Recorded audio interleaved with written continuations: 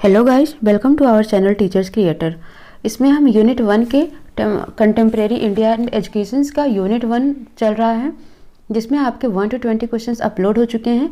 और इस पार्ट में हम ये आपका सेकंड पार्ट है, ये बीएड फर्स्ट ईयर वाले स्टूडेंट्स के लिए है। ये आपका सेकंड पार्ट है जिसमें हम टोटल 30 क्वेश्चंस देखेंगे और आपका यूनिट 1 से ही है। तो इस तरीके से यूनिट 1 के टोटल आपको 50 क्वेश्चंस मिल जाते हैं, जिनको आप अच्छे से तैयारी करके जाइएगा एग्जाम देने के लिए। ओके, सो स्टार्ट करते हैं हम क्वेश्चन नंबर 1 से। Who said education of boy is the education of one person but education of girl is the education of entire family। ठीक है, किसने कहा है कि जो शिक्षा है अगर एक लड़के की आप कराते हैं तो वो इसका मतलब केवल एक पर्सन की होती है, लेकिन अगर आप एक लड़की को पढ़ाते हैं तो आप पूरी फैमिली को पढ़ा रहे हैं। ये किसने कहा है? डेप्थ न्यूज़ ने, MS लाजो ने, पंडित जवाहरलाल नेहरू ने, या IEC Indian Commission of Education Indian Education of Commission. ठीक है, तो किसने कहा है इसको? Option number C right answer होगा, पंडित जवाहरलाल नेहरू ने कहा है इसे। ठीक है, so option C right answer होगा। क्वेश्चन नंबर 2 है, which article prohibitions of discriminations on ground of religion, race, caste, sex और प्लेस ऑफ बर्थ। तो कौन सा ऐसा आर्टिकल है जो प्रोहिबिट करता है, मना करता है कि किसी भी पब्लिक प्लेस पर, ठीक है, ग्राउंड पर, किसी भी पब्लिक प्लेस पर उसके रिलीजन्स, उसके धर्म को लेकर, उसके रेस को लेकर, उसके कास्ट को लेकर, उसके सेक्स को लेकर, ठीक है, आप किसी के साथ भेदभाव नहीं कर सकते हैं। ये किस में कहा गया है? आर्टिकल 14 में, आर्टिकल 15 में, आर्टिकल 16 में और आर्टिकल 17 में।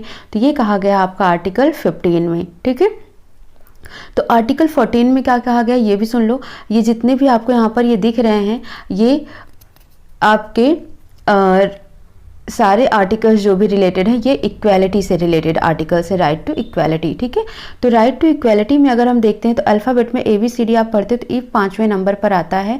तो इक्वालिटी भी कितनी होती है टोटल, अगर हम बात करते हैं कि कितने आर्टिकल्स हैं इक्वालिटी से, समानता से रिलेटेड, तो 5 आर्टिकल्स हैं। ठीक है, आर्टिकल 14 से लेकर आर्टिकल 18 तक टोटल 5 आर्टिकल्स हैं जो कि आपकी समानता यानी इक्वालिटी से रिलेटेड है। अब यहाँ पर हम देखते हैं आर्टिकल 14 क्या कहता है। आर्टिकल 14 कहता है सबके लिए इक्वल लॉ हो, एक समान कानून सबके लिए होने चाहिए। आर्टिकल 15 कहता है कि पब्लिक प्लेस पर किसी के साथ कोई भेदभाव नहीं किया जा सकता है। आर्टिकल 16 आपसे कहता है कि जो जॉब के क्षेत्र में है सबको इक्वल अपॉर्चुनिटी मिलनी चाहिए, और कुछ ना कुछ रिजर्वेशन जो शेड्यूल कास्ट के हैं, SC ST और OBC हैं, इनको रिजर्वेशन मिलना चाहिए। ये आर्टिकल 16 में कहा गया है। आर्टिकल 17 में अनटचेबिलिटी यानी कि छुआछूत की बात की गई है, अस्पृश्यता की बात की गई है कि अस्पृश्यता यानी कि अनटचेबिलिटी को ख़त्म कर दिया गया है। और आर्टिकल 18 लास्ट बचता है आपका, जिसमें टाइटल्स को एबॉलिश कर दिया गया है, टाइटल का अंत कर दिया गया है। ठीक है, यानी कि कोई भी अपने नाम के आगे अपने उपाधि का नाम नहीं लगा सकता है। जैसे किसी को भारत रत्न मिला है तो वो अपने आप को अपने सरनेम के आगे भारत रत्न नहीं जोड़ सकता है, यानी कि टाइटल का अंत कर दिया गया है। सो ये आपके टोटल 5 आर्टिकल्स हैं जो इक्वालिटी से, समानता से रिलेटेड हैं। तो आपका क्वेश्चन नंबर 2 पूछा गया था कि पब्लिक प्लेस पर आप किसी के साथ भेदभाव नहीं कर सकते, उसके caste, sex, place, religion, race को लेकर, ये आर्टिकल 15 में है। सो ऑप्शन नंबर बी होगा इसका right answer. Now question number 3 है हमारा, which of the following article related to RTE, right to equality. Equality से रिलेटेड आर्टिकल्स अभी मैंने आपसे डिस्कस किया। आर्टिकल 14 to 18 क्या होते हैं? आपके राइट टू इक्वालिटी से रिलेटेड आर्टिकल्स होते हैं। तो option number A right answer हो जाएगा। क्वेश्चन नंबर 4 है, which article is known as soul of constitution according to Bhimrao Ambedkar. Bhimrao Ambedkar ने किस आर्टिकल को संविधान की आत्मा कहा, यानी कि उसका सोल कहा है? ठीक है, तो ऑप्शन है आपके पास आर्टिकल 30, आर्टिकल 45, आर्टिकल 32, आर्टिकल 40। ठीक है, तो किसको कहा है उन्होंने कहा है आर्टिकल नंबर 32 को। ठीक है, तो ये याद रखना आपको, ऑप्शन नंबर सी है राइट आंसर। आर्टिकल 32 को सोल ऑफ कॉन्स्टिट्यूशन माना है, संविधान की आत्मा माना है भीमराव अम्बेडकर ने, और इसे ही दूसरा नाम कहा जाता है राइट टू कॉन्स्टिट्यूशनल रेमेडीज। ठीक है, तो ये भी याद रखना है, राइट टू कॉन्स्टिट्यूशनल रेमेडीज। ठीक है,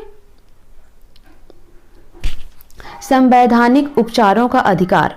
ठीक है। तो संवैधानिक उपचारों का अधिकार किस आर्टिकल में? आर्टिकल नंबर 32 में, ठीक है। तो ये भी याद रखना है आपको, article number 32। Now question number 5 है, in which part of Indian constitution directive principle of state policy is given, ठीक है। तो किसमें डायरेक्टिव प्रिंसिपल यानी कि जो हमारे कर्तव्य हैं, डायरेक्टिव प्रिंसिपल्स हैं, वो किस में दिए हुए हैं? संविधान के, भारतीय संविधान के किस भाग में दिए हुए? भाग 1, भाग 2, भाग 3, भाग 4 ऐसे पूछा गया आपसे। तो पार्ट 3, पार्ट 4, पार्ट 5, पार्ट 1, तो किस में दिया हुआ है? तो ये आपको याद रखना, पार्ट 4 में दिया हुआ है डायरेक्टिव प्रिंसिपल की बात, ठीक है। क्वेश्चन नंबर 6 है आपका, When did RTE Act came into force? Right to education act force में कब आया? तो ये 2009 में बन गया था, लेकिन ये फोर्स में कब आया? ये आया 1 अप्रैल 2010 को, यानी कि अप्रैल 1, 2010। Option A is the right answer. Question number 7 है, on which date General Assembly of the United Nations adopted and proclaimed the Universal Declaration of Human Right?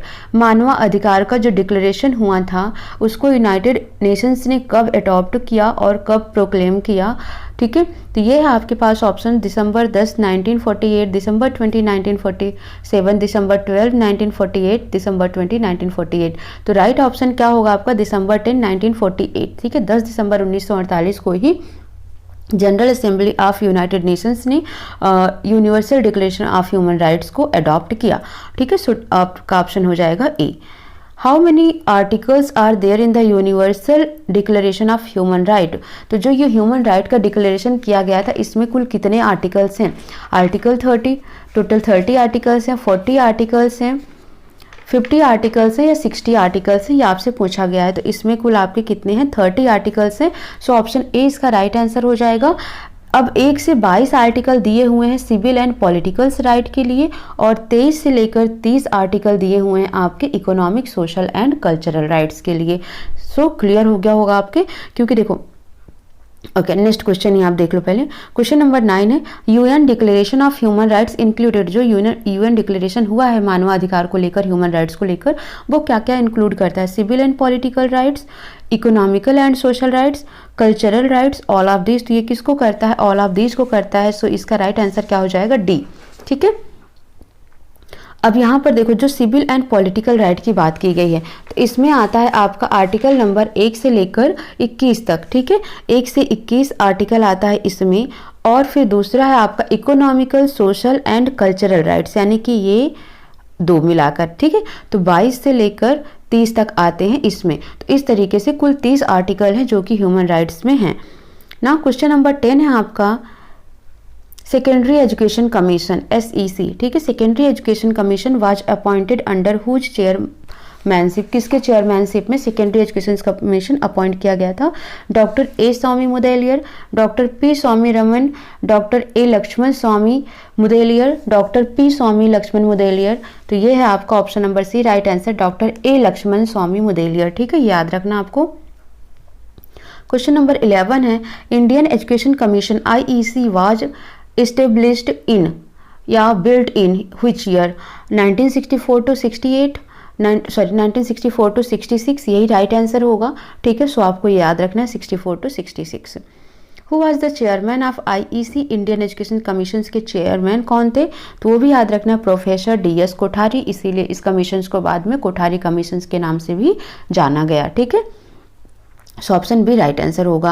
13 है, according to article 21A free and compulsory education to all childrens of age, किस age तक के बच्चों को free और compulsory education देने की बात की गई? आर्टिकल 21A में। और आर्टिकल 21A आपका कब जोड़ा गया संविधान में? ये जोड़ा गया 86वें 86th अमेंडमेंट के तहत, जो कि 2002 में हुआ था, ठीक है। तो ये भी क्वेश्चन आपसे पूछा जा सकता है कि 21वां आर्टिकल्स कब ऐड किया गया? तो आपको बताना है 86th अमेंडमेंट के तहत। और 86 अमेंडमेंट कब हुआ था? 2002 में हुआ था, ठीक है। इसमें ही फ्री एंड कंपलसरी एजुकेशन की बात की गई थी, up to the age of 6 to 14 years children, ठीक है। तो 6 से 14 साल, तो A is the right answer for this question. Question number 14 है आपका, what are the basic aim of Kothari commission in education? Kothari commission का बेसिक एम क्या है, ठीक है। Increase productivity, cultivate social moral and spiritual value, achieve social and national integration, all of this. तो कल की लेक्चर में यानी कि फर्स्ट वीडियोज़ में मैंने आपसे डिस्कस किया है इनके बारे में डिटेल में कि जो कोठारी कमीशंस का एम है एजुकेशन को लेकर वो क्या क्या है, ठीक है। तो आप वहाँ से देख लेंगे इसको। सो ऑप्शन डी इसका राइट आंसर हो जाएगा। क्वेश्चन नंबर 15 है review of NPE 1986 programme of action was done by. तो किसके तहत ये डन किया गया था, किसने किया था? एसपाल कमेटी ने, हंस मेहता कमेटी ने, रामामूर्ति कमेटी ने या नेशनल कमीशन फॉर टीचर ने? तो किसने किया था? इसको किया था रामामूर्ति कमेटी ने, ठीक है। तो जो रिव्यू ऑफ एनपीई हुआ था 1986 प्रोग्राम का, POA, इसको भी याद रखना, प्लान ऑफ एक्शन या प्रोग्राम ऑफ एक्शन, ठीक है। तो ये डन किसके द्वारा किया गया था? रामामूर्ति कमेटी के तहत, ठीक है। सो सी इज द राइट आंसर, ठीक है। नाउ क्वेश्चन नंबर है आपका 16, the policy recommended by Kothari commission language is. तो जो कोठारी कमीशन के द्वारा रिकमेंड की गई पॉलिसीज है उसमें कितने लैंग्वेज की बात की गई है? तो 3 लैंग्वेज फार्मूला, त्रिभाषीय सूत्र की बात की गई, 3 language formula. So option A is the right answer. Question number 17 है the issue of academic burden on students was examined by. तो किसने एग्जामाइन किया था एकेडमिक बर्डन ऑन स्टूडेंट्स की? स्टूडेंट्स पर जो है वो एकेडमिक बर्डन बहुत ज़्यादा है, इसको किसने किया था? अदिलेशियस कमेटी, एसपाल कमेटी, ईश्वर भाई पटेल कमेटी या माथुर कमेटी? तो किसने किया था? ऑप्शन बी याद रखना है आपको, यशपाल कमेटी ने, ठीक है। So B is the right answer. 18 question है ahimsa and truth is Gandhi ji's opinion, ठीक है। गांधी जी की ओपिनियन है सत्य और अहिंसा, ठीक है। तो ये क्या है? 2 side of a coin, can not translate both and B अनंत। तो ये क्या है? एक ही सिक्के के 2 पहलू हैं, अहिंसा और सत्य, 2 side of a coin. So A is the right answer. Question number 19 है आपका establishment of diet was the result of one of the recommendation of. जो डाइट का इस्टेब्लिशमेंट किया गया ये किसके रिकमेंडेशन के तहत किया गया था? IEC, इंडियन एजुकेशन कमीशन, 1992 है ये, ठीक है। University education commission 1948 to 49, secondary education commission 1952 to 53 and national policy on education 1986। तो किसके तहत किया गया था? ये option number D right answer हो जाएगा आपका, national policy on education NPE 1986। इन सबको फुल फॉर्म भी याद रखना आपको, ठीक है। NPE 1986 के तहत ही डाइट का इस्टेब्लिशमेंट किया गया था। इसका फुल फॉर्म क्या है? Indian education commission, university education commission, secondary education commission, national policy on education, ठीक है। क्वेश्चन नंबर 20 है आपका in which article declaration of human rights following social and cultural rights are included. तो अभी मैंने आपको बताया था कि सोशल एंड कल्चरल राइट्स किस आर्टिकल्स में, ह्यूमन राइट्स के आर्टिकल 22 से 28 में, है ना। तो आपको याद रखना है आर्टिकल 22 to 28, ठीक है। Now question number 21 है the fundamental duties are included in the constitution by which of the following act। किस एक्ट के तहत जो हमारे मौलिक कर्तव्य हैं, फंडामेंटल ड्यूटीज हैं, उनको कॉन्स्टिट्यूशन में ऐड किया गया था? 14th अमेंडमेंट एक्ट के तहत, 44th अमेंडमेंट एक्ट के तहत, 43rd अमेंडमेंट एक्ट के तहत या 42 अमेंडमेंट एक्ट के तहत? तो ये किया गया था 42वें संविधान संशोधन के तहत, यानी कि option number D right answer हो जाएगा आपका, जिसके तहत ही मौलिक कर्तव्य यानी फंडामेंटल ड्यूटीज को जोड़ा गया था। क्वेश्चन 22 है आपका which of the following are fundamental duties. इसमें से आपके कौन से फंडामेंटल ड्यूटीज हैं? Safeguarding public property, protecting the sovereignty, integrity and unity of Indian, developing scientific temper and humanism, all of this इसका राइट आंसर हो जाएगा। ये सभी हमारे फंडामेंटल ड्यूटीज हैं। टोटल 11 फंडामेंटल ड्यूटीज हैं। स्टार्टिंग में बेसिकली 10 फंडामेंटल ड्यूटीज थे, लास्ट में 11वां जोड़ा गया, तो 11 फंडामेंटल ड्यूटीज हैं अभी हमारे इस टाइम पर। क्वेश्चन नंबर 23 है which of the following committee suggested to incorporate fundamental duties in the constitution. ठीक है, तो किस कमेटी ने सजेस्ट किया था फंडामेंटल ड्यूटीज़ को कि संविधान में होना चाहिए? मल्होत्रा कमेटी, राघवन कमेटी, स्वर्ण सिंह कमेटी या नरसिम्हन कमेटी? तो किसने कहा था, इसको सजेस्ट किया था स्वर्ण सिंह कमेटी ने। So option number C right answer हो जाएगा। क्वेश्चन नंबर 24 है 10+2+3 year structure of education was proposed by. किसके थ्रू प्रपोज किया गया 10+2+3 ईयर स्ट्रक्चर ऑफ एजुकेशन, ठीक है। Education commission 1964, Ramamurti committee 1990, secondary education commission 1952, university education commission 1948। तो किसके तहत किया गया था?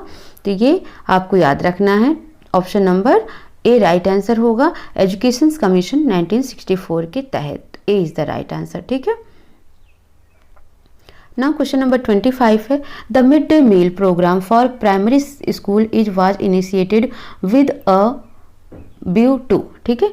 जो मिड डे मील प्रोग्राम है प्राइमरी स्कूल्स में, ठीक है, वो इनिशिएटेड किया गया था क्यों? Increase enrolment, increase the employment, engage teachers, involve community, ठीक है। तो क्यों किया गया था ये? इंक्रीज एनरोलमेंट बढ़ाने के लिए मिड डे मील किया गया था, कि ताकि अगर उनको दोपहर का खाना भी मिलेगा तो बच्चे ज़्यादा से ज़्यादा एडमिशन लेंगे, क्योंकि जो गरीब बच्चे हैं वो पढ़ नहीं पाते हैं, तो एटलीस्ट उनको खाना मिलेगा, तो इसकी वजह से वो पढ़ाई करेंगे। तो इसमें दो प्रॉफिट है कि वो आएंगे, इनरोलमेंट बढ़ेगी, और दूसरा बच्चों का एजुकेशन से भी बढ़ेगा। क्वेश्चन नंबर 26 है, how many freedom are mentioned in right to freedom. तो फ्रीडम में कितने, जो राइट टू फ्रीडम है हमारा आर्टिकल नंबर 19 से लेकर, ठीक है, 19 में कितने फ्रीडम की बात की गई है? 5, 6, 7, 8। तो कुल कितने फ्रीडम्स की बात की गई है? 6 फ्रीडम की बात की गई है, कि आपको बोलने का अधिकार है, आप अपनी जो भी आपकी फीलिंग है आप उसको अभिव्यक्त कर सकते हैं, यानी कि स्पीच का अधिकार है। आप कहीं पर भी घूम सकते हैं इन द सेंस कि इंडिया में आप कहीं पर भी आ जा सकते हैं, इंडियन टेरिटरी के अंदर आपको कोई रोक नहीं सकता है, ठीक है। आप कहीं पर भी सेटल्ड हो सकते हैं, रिसाइड आप इंडियन टेरिटरी में कहीं पर भी आप रह सकते हैं, ये आपको स्वतंत्रता है, ठीक है। आप कोई भी एसोसिएशन संघ बना सकते हैं, ठीक है, और आप कहीं से भी, ठीक है, एनी प्रोफेशंस कोई प्रैक्टिस कर सकते हैं, carry on any occupations, trade, business, आप पूरे इंडिया में कहीं पर भी कर सकते हैं। तो इस तरीके से 6 फ्रीडम मेंशन्ड हैं किसमें? राइट टू फ्रीडम में, ठीक है। और राइट टू फ्रीडम आर्टिकल आपका कहाँ से कहाँ तक चलता है? 19 से लेकर 22 आर्टिकल्स तक, आर्टिकल 19, आर्टिकल 20, आर्टिकल 21, आर्टिकल 22, ठीक है। इसके लिए एक वीडियो मैं आपको एक लिंक दे दूंगी, अगर लिंक नहीं दे पाई तो पूनम की पढ़ाई सर्च करना आप यूट्यूब पर, मैं आपको पिन कर दूंगी अभी कि क्या सर्च करना है, ठीक है। आप सर्च करिएगा यूट्यूब पर जाकर, और उसमें आप प्लेलिस्ट देखिएगा पॉलिटी बाय पूनम मैम, ठीक है। तो आप उसमें देखेंगे तो आपको मिल जाएगा, कॉन्सेप्ट क्लियर हो जाएगा आर्टिकल से रिलेटेड। फर्स्ट सेकंड आप 1-2 वीडियो जिसके देख लीजिएगा, स्टार्टिंग के आर्टिकल्स के लेकर 50 तक के, तो आपको बहुत सारे कॉन्सेप्ट याद भी हो जाएंगे, क्लियर भी हो जाएंगे, क्योंकि वहाँ से भी क्वेश्चंस बन सकते हैं। कल भी मैंने बोला था बच्चों को कि बायोलॉजी के क्वेश्चंस आप वहाँ से देख लीजिए, क्योंकि जो सेकेंड ईयर के बच्चे हैं बीएड के, उनका एग्ज़ाम कल जो हेल्थ एजुकेशन का हुआ, ऐसा एग्ज़ाम हुआ है कि पूछो मत आप, आउट ऑफ सिलेबस एवरीथिंग आ गया है 2-4 क्वेश्चंस को छोड़कर, ठीक है। तो इस पर अभी बहुत सारे यूट्यूब पर बहुत सारे लोग इसके लिए बोल रहे हैं कि ये करो वो करो, बट आई डोंट थिंक कि क्या चीज़ राइट है क्या नहीं। बोलना चाहिए, हाँ ऑफ कोर्स बोलना चाहिए, बिकॉज इतना पढ़ाई करने के बाद भी बच्चे वहाँ से नंबर नहीं ले आ पाएंगे, गेन नहीं कर पाएंगे। बट हाँ, जिन बच्चों ने बायोलॉजी की भी स्टडी करी होगी वो आसानी से पास हो सकते हैं, ठीक है। तो इसलिए मैंने कल भी इनको रिकमेंड किया था, बार बार बोला था कि आप प्लेलिस्ट में जाइएगा, पूनम की पढ़ाई चैनल पर आप biology by Poonam ma'am search करके आप प्लेलिस्ट देखिएगा ज़रूर, ठीक है। और आज आपको भी बोल रही हूँ कि आपका जो कंटेम्प्रेरी ऑफ इंडिया है, कंटेम्प्रेरी इंडियन एजुकेशन सब्जेक्ट है, ये टोटली पॉलिटी बेस्ड है, ठीक है। तो इसके लिए भी आपको थोड़ा सा चाहिए, देखना चाहिए आपको, ठीक है। सो ज़रूर आप जाकर एक बार देखें, ठीक है। तो इतना आप कर लीजिएगा, सिर्फ स्टार्टिंग के 1-2 वीडियो आप देखिएगा, आपको समझ आ जाएगा, ठीक है। उसमें हिंदी में भी है तो काफ़ी हेल्प मिल जाएगी। और अब हम करते हैं question number 27, which article prohibits that children under 14 years of age should not be employed in factories और माइंस। तो किस आर्टिकल में मना किया गया है कि जो 14 साल से कम के एज के बच्चे हैं उनको किसी भी फैक्ट्री या माइंस में, कोल माइंस में, किसी भी फैक्ट्री में, कारखाने में वो काम नहीं कर सकते हैं। आर्टिकल 23, 24, 25, 26 किस में कहा गया है? तो ये कहा गया आर्टिकल 24 में। दो आर्टिकल हैं जो कि रिलेटेड है राइट अगेंस्ट एक्सप्लॉयटेशन, शोषण के विरुद्ध अधिकार जो हैं। तो शोषण के विरुद्ध दो अधिकार हैं, आर्टिकल 23 और आर्टिकल 24।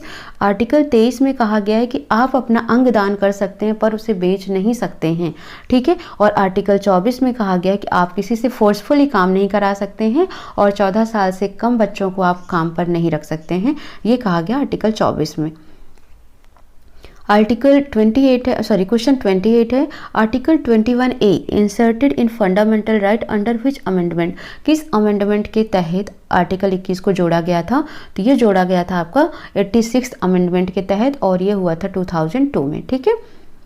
क्वेश्चन नंबर 29 है और लास्ट क्वेश्चन है ये, which of the following programs have been initiated for achieving the objectives of UEE, इसका भी फुल फॉर्म याद रखना, ये भी बन सकता है यूनिवर्सलाइजेशन एजुकेशन, ठीक है, एलिमेंट्री एजुकेशन, ठीक है, ये है आपका। तो आप इसको भी याद रखना। तो क्वेश्चन पूछा गया which of the following program have been initiated for achieving the objective of UEE by NPE 1992, ठीक है। डीपीईपी यानी कि इसका भी फुल फॉर्म याद रखना, district program education projection, SSA Sarva Shiksha Abhiyan, mid day मील, या ऑल ऑफ दीज। तो ये सभी चीज़ें थी आपकी, ठीक है। तो आपको याद रखना ये सभी चीज़ें कही गई हैं, तो ऑल ऑफ दीज इसका राइट आंसर हो जाएगा। इस पर मैं आपको कुछ और पॉइंट डिस्कस कर देती हूँ, एक सेकेंड। हाँ, ये आपको याद रखना है, यूई का full form universalisation of elementary education, ठीक है। तो इसके तहत तो मैंने आपको ये 3 दिया है, DPEP district primary education programme, सर्व शिक्षा अभियान, मिड डे मील, ठीक है। इसके अलावा भी होता है कस्तूरबा गांधी बालिका विद्यालय स्कीम, प्राथमिक शिक्षा कोर्स, ठीक है, national program of education of girl at elementary stage, और education guarantee scheme and alternative innovation scheme. तो ये सभी दिए हुए हैं इसके अंदर, ठीक है। तो ये आपको 3 पॉइंट हमने दिया था, तो ऑल ऑफ दीज हैं। बाकी बुक से इन 7 में से कहीं से भी पूछा जा सकता है, तो वो आपको याद रखना है, ठीक है। सो आप अच्छे से तैयारी करिएगा, ठीक है। कोई डाउट आता है, कुछ और आप रिकमेंड करना चाहते हैं, बताना चाहते हैं, तो आप कमेंट सेक्शन में कर सकते हैं, ठीक है। हिंदी के लिए भी आप यही कर लीजिए, ऐसे ही पढ़ लीजिए, समझा देती हूँ मैं हिंदी मीडियम में। बाकी इन आर्टिकल्स के तहत आपका जो फर्स्ट यूनिट है, अगर आप पॉलिटी की वीडियो देख लेंगे, वहाँ से जाकर यूट्यूब पर जाना है, आपको सर्च करना है पूनम की पढ़ाई, ठीक है। ये आपको सर्च करना है यूट्यूब पर, तो आप इस चैनल को सब्सक्राइब कर लेंगे, ठीक है। और प्लेलिस्ट में जाएंगे, आप प्लेलिस्ट पे जाएंगे पॉलिटी बाई पूनम मैम, ठीक है, पॉलिटी बाई पूनम मैम, तो आप इसको सर्च कर लेंगे।